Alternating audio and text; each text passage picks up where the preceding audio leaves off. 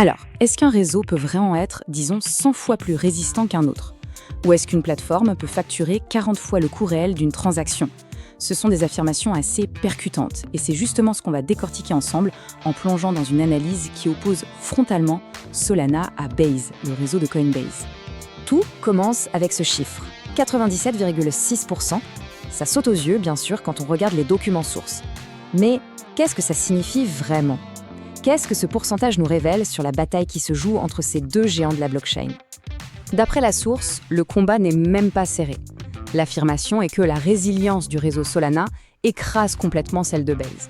On le voit bien ici, 97,6% pour l'un contre à peine 16,3% pour l'autre. Mais bon, sur quoi se base une telle affirmation?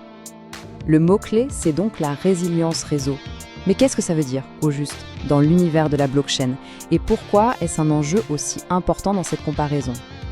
En fait, c'est assez simple.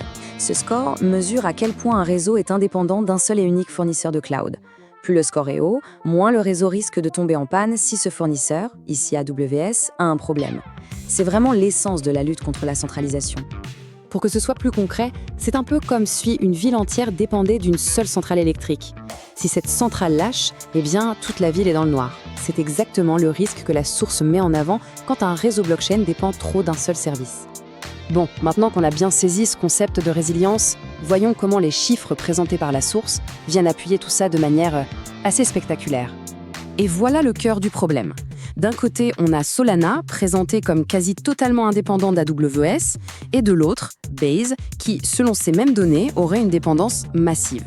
Visuellement, l'écart est frappant, on ne peut pas dire le contraire, mais l'argumentaire de la source ne s'arrête pas là, à l'infrastructure, non. Il s'intéresse aussi à ce que ça change pour l'utilisateur, et plus particulièrement au prix d'une simple transaction. L'accusation est plutôt directe. Coinbase facturerait très cher une transaction qui sur le réseau Solana lui-même ne coûte quasiment rien. On parle d'une marge qui serait donc potentiellement énorme. Quand on met les chiffres côte à côte, c'est assez parlant. D'un côté, moins d'1 centime, le coût réel de l'opération sur Solana. De l'autre, les 40 centimes qui seraient facturés. Selon la source, c'est ça, le prix à payer pour la facilité d'utilisation qu'offre une plateforme centralisée. Bon, après avoir vu ces deux grosses affirmations, qu'est-ce qu'il faut retenir de tout ça? Essayons de synthétiser les points clés de cette analyse. En gros, il y a deux critiques principales sur la table. Premièrement, un réseau, Base, serait trop centralisé et donc structurellement plus fragile. Deuxièmement, une plateforme, Coinbase, profiterait de sa position d'intermédiaire pour imposer des frais très élevés.